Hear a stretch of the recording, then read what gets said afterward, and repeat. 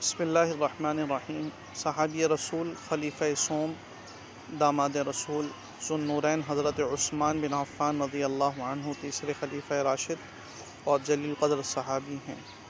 آپ کے والد کا نام عفان تھا جو جاہلیت کے زمانے میں ہی انتقال کر گئے تھے۔ عروہ بنت قریظ آپ کی والدہ ہیں جو فتح مکہ کے موقع پر مسلمان ہوئیں۔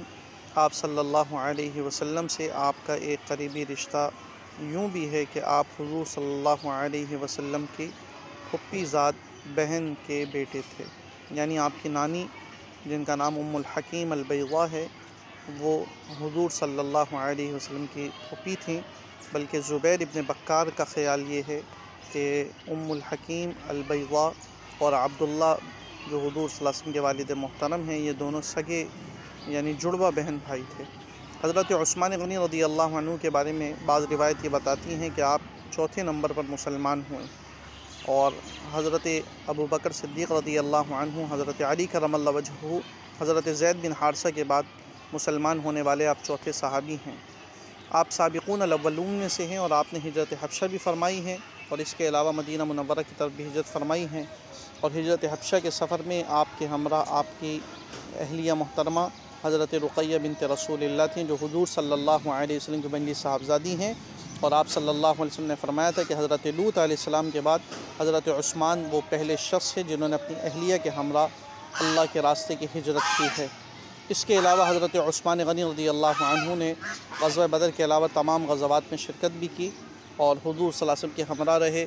آپ صلی اللہ علیہ وسلم نے حضرت رقیہ کے بعد حضرت ام کلثوم سے ان کا نکاح فرمایا۔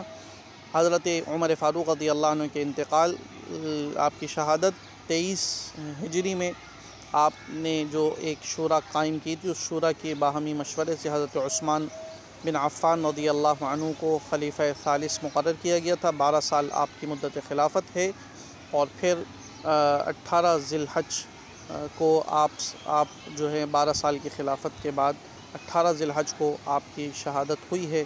اس وقت آپ کی عمر مبارک جو ہے وہ 82 برس تھی، اور حضور صلی اللہ علیہ وسلم کی پیشن گوئی کے مطابق آپ شہادت سے سرفراز ہوئے ہیں، اور بوقت شہادت آپ قرآن کریم کی تلاوت فرما رہے تھے، اور جس وقت آپ پر حملہ کیا گیا تو آپ کے خون کا پہلا قطرہ قرآن کریم کے اوراق پر گرا۔ حدیث کے مطابق قیامت کے دن شہداء کے خون کے قطرے جہاں گرتے ہیں وہ ان کے شہادت پر گواہی دیں گے، اور حضرت عثمان غنی رضی اللہ عنہ کی شہادت پر گواہی قرآن کریم کے اوراق دیں گے۔ اللہ تعالیٰ ان حضرات سے راضی ہو اور ہمیں ان کی اتباع کی توفیق نصیب فرمائے۔ السلام علیکم ورحمۃ اللہ۔